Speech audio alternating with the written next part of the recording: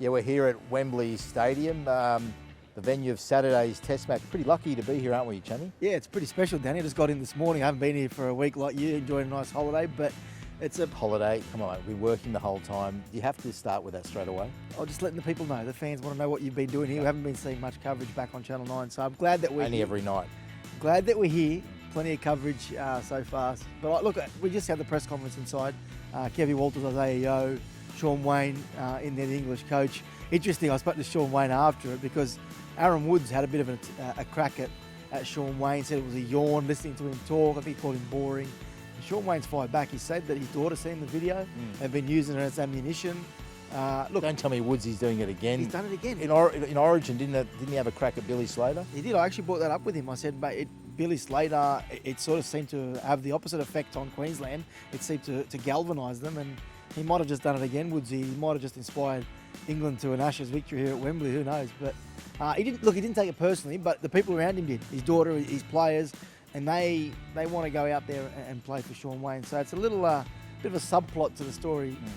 That one. The actual press conference was pretty tame, as these ones usually are. When there's four guys up there on a desk, the captains and coaches are not going to really say too much. But Kevin Walters has given 4 Australian players their debut for this game, which is a big thing for a coach to do. And there's 2 actually I'm really excited about: Mark Nawaqanitawase and Reece Walsh. I mean, it makes Australia a pretty lethal side, doesn't it? Yeah, it does. Look, for me, it's Reece Walsh. I'm actually not just excited to see Reece Walsh play, but to see what Reece Walsh does for Nathan Cleary's game. Like, I chatted with Nathan a little bit earlier. Completely different players, Dylan Edwards and Reece Walsh.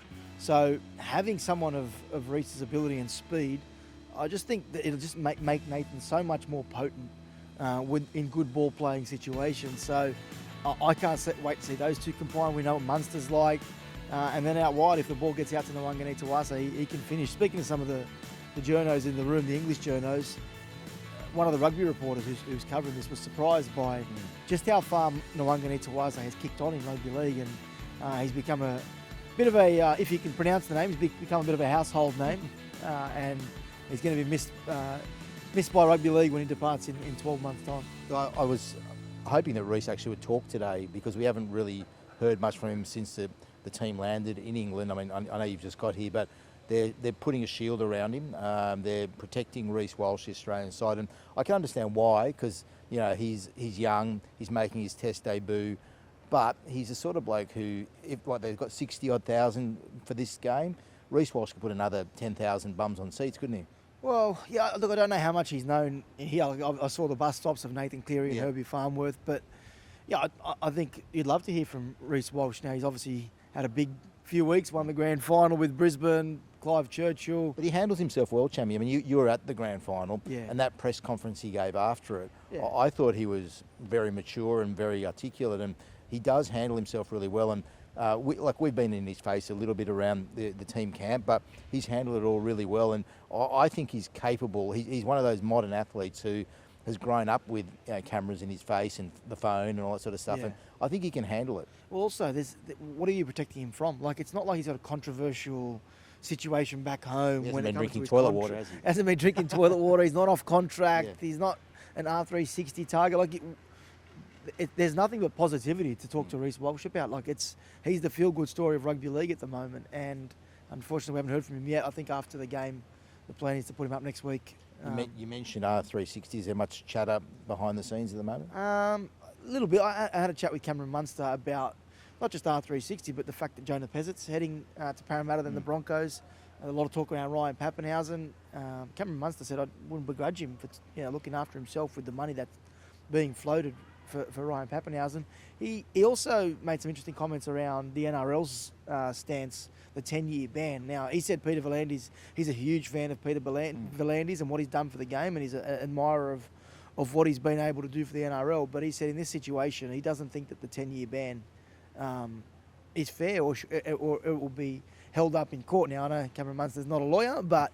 not last time we looked anyway. No, but I can understand the players' perspective on this. Like they feel as though the NRL has gone a step too far in this situation. I've talked to a number of players privately about it, and they're saying the same thing. They're saying, well, what right does the game have to say we can't ever come back, and it does seem like one that's going to be difficult to police down the track. And I know that the NRL have to create a strong stance.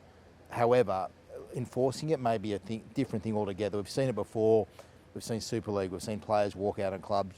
But we've also got to remember, Chammy, that clubs often get rid of players too, don't they? Well, they do. It'll be interesting at dinner when Peter V'landys and Andrew Abday gets in, once we write the story with Cameron Munster's quotes. So it'll be interesting to see. Well, I think he's pretty representative of what the players are feeling. Yeah, no, look, and he's not going to be afraid to tell Peter V'landys how he feels. And I think Peter will respect the fact that he's voiced his opinion in this situation. Peter's doing what he thinks is best for rugby league. Now, I just don't think, I don't see how you can do what they have done. I don't understand. Like, how do you begrudge someone who's starting off in their career? I know it's unlikely, but what if someone like a Jai Gray gets a great opportunity to go over there and make some money, but wants to come back? Like, the point that Cameron Munster made is, if someone breaks a contract to go, then he can understand. But if someone's off contract, they can do what they want. That's his view. Clearly, the NRL don't see it that way, but I can't see players. I think the threat that the NRL has presented will be a major deterrent for a lot of players. Chammy, I look forward to reading some of your stories this week, and maybe you could do us a favour and watch 9 News as well, because we've been here every day, unlike you. We'll keep you updated from England.